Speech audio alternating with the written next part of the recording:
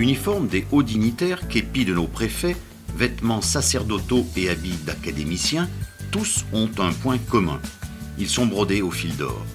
Nous sommes ici dans le canton de Noirétable, berceau de la broderie au fil d'or et des fameuses grenadières, du nom du célèbre motif la grenade. Cette activité, née à la fin du XIXe siècle, devenue un art, a occupé de très nombreuses femmes de la région. Mais la mondialisation a gagné le canton et le métier disparaît peu à peu dans les années 80. Mais à Servières, on n'oublie pas et un musée des grenadières est créé en 2002, puis l'association des grenadières du Haut-Forêt voit le jour en 2012. L'histoire est en marche. C'est une association qui existe depuis 2012. Depuis 2016, on a donné un nouvel élan à cette association, donc, qui a pour objectif la promotion et la sauvegarde d'un savoir-faire rare de la Loire, la broderie au fil d'or. On a 107 adhérents. À Servières, village de 126 habitants, perché à 867 mètres d'altitude, l'association compte une salariée. Le métier de brodeuse reprend vie grâce aux formations organisées par l'association Les Grenadières du Haut-Forêt. Donc ici, la première étape de la broderie, je vais commencer par poser ce qu'on appelle une découpe en carton, ce qui va nous servir de base et de relief pour notre broderie. Pour poser la découpe, on va venir coudre à petits points, on la colle pas, on la coud.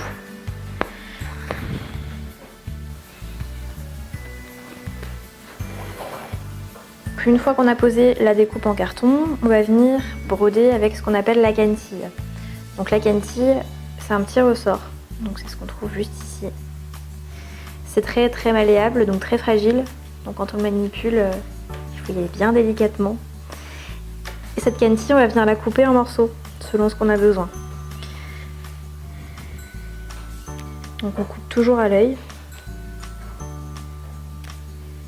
Une fois qu'on a coupé, on va venir choisir le bon morceau.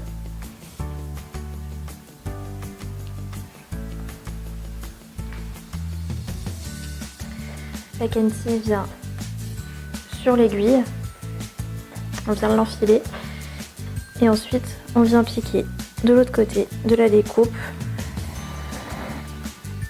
pour positionner la cantille. Donc le but, c'est d'avoir le morceau qui fasse exactement la taille de la découpe pour que ça recouvre parfaitement sans qu'on voit ni la découpe, sans que ça fasse un grand pont par-dessus. Donc il faut que ce soit pile la bonne taille.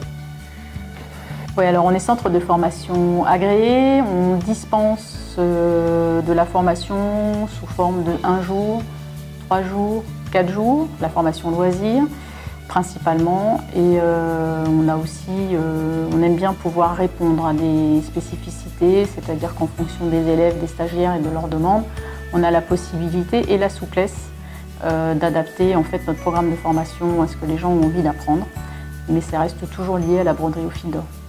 Alors, si vous avez envie de découvrir ce beau métier, d'apprendre l'usage de la canetille ou d'observer les brodeuses au fil d'or, l'association vous propose des formations d'1, 2 ou 3 jours.